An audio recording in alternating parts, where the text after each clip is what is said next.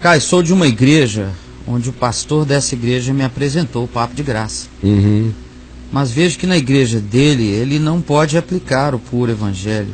Uhum. Como você nos orienta, devido que quem manda na igreja é a família dos que fundaram a igreja, ou seja, o conselho. Uhum.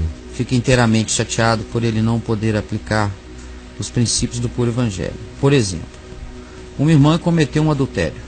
Uhum. Ela foi afastada do que fazia no ministério. Passado um tempo, ela se arrependeu e se humilhou. Pediu o pastor para aceitá-la de volta na igreja. O pastor disse que por ele tudo bem, mas algumas pessoas do conselho não aceitam isso. Uhum. Eu queria saber, pode ser até boba a minha pergunta, mas me atormenta. Alguém humanamente pode impedir outro alguém de voltar a uma igreja, cara? Não, até porque quando alguém é igreja, ninguém sai da igreja, né? Esse é outra coisa que está vinculada a esse espírito patrimonial de igreja como prédio, igreja como instituição, igreja como um conjunto de pessoas onde há uma hierarquia, dependendo do grupo ou da denominação, e por essa hierarquia se constitui a igreja, como se fosse uma pirâmide. Aí tem aqui o pastor, ou o bispo, ou o apóstolo, depende do grupo. Aí tem as instâncias inferiores. Pela descrição dela, ela está numa igreja de natureza mais estruturada, onde tem um conselho, que no caso ainda é a família, uma determinada família, está lá desde o início, fundou, ofereceu a casa, começou a reunião, viu crescer e se tornou a dona do pacotão. Então isso aí não é igreja, isso é uma estrutura associativa, humana, que podia ser o clube de futebol, podia ser a associação dos ribeirinhos, podia ser qualquer outra coisa. Funciona como um sindicato, funciona como uma agremiação. Uma instituição. Agora igreja é algo orgânico. Tem a ver com um vínculo. No primeiro é o meu vínculo com Jesus. Eu estou em Cristo. Eu sou o corpo de Cristo. Quem é que me decepa do corpo de Cristo? Quem é que me decepa? É um pecado que eu cometi que me corta? Se essa minha mão aqui, porventura, ficar com cãibra e ficar dormente, perder o movimento, nem por causa disso ela deixou de ser parte do corpo. Eu vou mexer nela, vou fazer fisioterapia nela, vou dar um cuidado especial a ela, ela vai recuperar os movimentos, mas eu não desmembro o meu braço para tratá-lo em algum lugar para depois tentar reenxertá-lo. Então, primeira coisa é que a ideia dessa igreja a qual a gente faz parte, da qual a gente sai, para a qual a gente volta, da qual a gente se desvia, é uma ideia que reside num estruturalismo sistemático e mecânico de instituições que não foram criadas por Deus. Imagina se Deus, o Criador de todas essas coisas, o Criador do universo, vai vincular a dimensão divina do existir e do ser a uma frequência, a um grupo de pessoas. E que quem está com aquele grupo está salvo, quem não está com aquele grupo está perdido. Pelo amor de Deus. Se isso for evangelho, eu estou fora. Se Deus for assim, sinceramente, esse Deus eu não quero e nem conheço. Esse Deus que determine que pessoas é que definam quem pode ser dele e quem não pode ser dele, quem tem que ficar tempos e tempos de condenação e de penalidade alienada, fazendo-se um apartheid entre essa pessoa e os demais seres humanos, e muitas vezes introjetando na consciência do indivíduo de que esse afastamento aconteceu até em relação a Deus.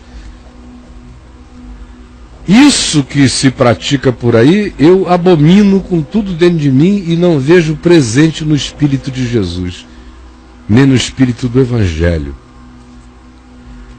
Ninguém tem esse poder de fazer alguém ser igreja e fazer alguém deixar de ser igreja. Quem é igreja é igreja. E não há nada que ninguém possa fazer para dizer que essa pessoa, ou para fazer, dizendo ou tentando, que essa pessoa não é mais igreja. Deus conhece os seus. Quem quer que creia em Jesus é a igreja de Deus. Você é a igreja de Deus. Segunda coisa, nós não aprendemos em Jesus esse espírito. Primeiro, se essa mulher adulterou, traiu alguém, eu não sei como é que isso veio a público. Se foi o marido que contou, se foi alguém que descobriu, foi lá, bateu a língua, se ela numa crise de agonia foi, falou com alguém, e esse alguém tornou isso público, eu não sei qual foi o processo, nem me interessa, eles são todos muito perversinhos, porque o que eu encontro no espírito do corpo de Cristo é o contrário.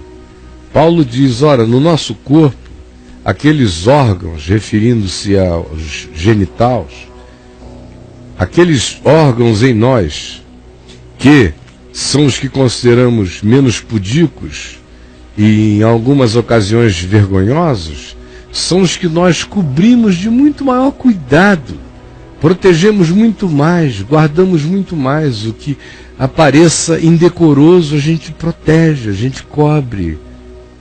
De modo que no corpo de Cristo a dinâmica é o oposto dessa que a gente vê por aí. Por aí a gente expõe, leva ao palco, diz que a pessoa cometeu um pecado, às vezes descreve a coisa em detalhes humilhantes para todos os implicados, gera na comunidade uma tarinha naqueles que são os tarados, que dizem, como será essa irmã de quina para a lua, como será que foi? Gera tara em alguns, noutros gera aquele espírito de superioridade farisaica. Graças a Deus eu não sou como esta pecadora. Noutros que sentem uma vontade enorme de soltar a franga por aí, não soltam. O que acontece é que muitas vezes eles são os que pegam em pedras, dizendo, porque eu consigo não fazer, desgraçada, você vai fazer, então pedra na geni. Esse é o espírito que está por aí. No Evangelho é tudo diferente. Quem dentre vós estiver sem pecado, seja o primeiro que lhe atire pedra.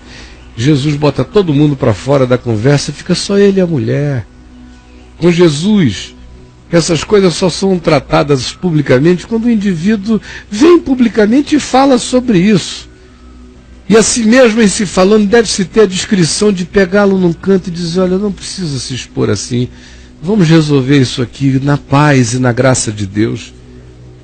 Porque esses processos teatrais de disciplina são diabólicos, são demoníacos. E tem gente que acha que pessoas só se arrependem se forem a público, dá uma satisfação dos detalhes do seu pecado íntimo por uma coletividade de doentes e tarados. Não é assim no Evangelho. Então ninguém tem esse poder de fazer isso. E quem quer que o exerça, exerce-o contra o Evangelho. De modo que eu lamento pelo seu pastor, que é um homem que já entendeu como as coisas são, mas não teve ainda o recurso de disposição, ou de valentia, ou de convicção interior para bancar as coisas como as coisas são. Mas não é assim que elas deveriam ser tratadas. Essa mulher deveria ter sido acolhida, protegida, o assunto dela tratado no âmbito da dimensão mais privada do coração. Não há necessidade de que algo que aconteceu entre ela, o marido ou uma outra pessoa, que seja concernente à família dela, de repente vá se transformar em espetáculo de tara pública e objeto de um descortínio que só alimenta doença no coração de participantes. Você me entendeu? Então, simplificando, é isso que eu teria a lhe dizer. Se você quiser ler mais sobre o assunto, vá lá no caiofabio.net, escreva no campo pesquisa a palavra disciplina e igreja, e você vai ter uma quantidade enorme de textos para ler sobre isso, e você vai perceber mais ou menos qual é o meu entendimento no Evangelho de como essas coisas devam acontecer. Só para concluir, quero dizer duas coisas. A primeira é que no curso do Novo Testamento, todas as vezes que um pecado humano foi tratado publicamente, foi porque a coisa se tornou pública de si mesma e por si só, merecendo, portanto, em razão disso, uma determinada correção e um ajuste público. Mas nada do que é privado é feito público pelo prazer de que assim o seja. E o Espírito de Cristo chama para discrição, não esmaga a cana quebrada, antes a levanta, não apaga a torcida que fomega, antes a acende, não se ouve a sua voz na praça gritando as denúncias da calamidade de ninguém. É vinde a mim os cansados e os sobrecarregados, é o oposto. Então, quando é que acontece a publicidade de algo no Novo Testamento? Em primeiro lugar, é quando isso é concernente ao ensino que corrompe a fé. Não é vinculado à mulher que adulterou, ao homem que traiu, ao garoto que não se segurou, essas coisas que em geral na igreja são o número 1 dos espetáculos desse frenesi de santarados, não estão no Novo Testamento num lugar de importância a serem tornados públicos. O que é importante para ser tornado público é o que Paulo menciona em 1 Timóteo, em 2 Timóteo, em Tito. É o que Jesus ensina em Mateus 23. Ora, em Mateus 23, Jesus não cita fariseus pelo nome, mas denuncia o farisaísmo e as autoridades do templo com uma veemência, descrevendo detalhadamente os seus procedimentos. Por quê? Porque eram procedimentos que ensinavam e desencaminhavam milhares e milhares de pessoas. Isso precisa ser dito publicamente. Pessoalmente e publicamente, ou seja, quando o nome de alguém é mencionado publicamente, é pela mesma razão. Como Paulo, que denuncia Himeneu e Fileto como pessoas que estavam corrompendo a fé como um câncer, ensinando perversões do Evangelho, ele os denuncia pelo nome, porque se tratava de algo que em si mesmo carregava a semente da corrupção pública, que era o ensino distorcido.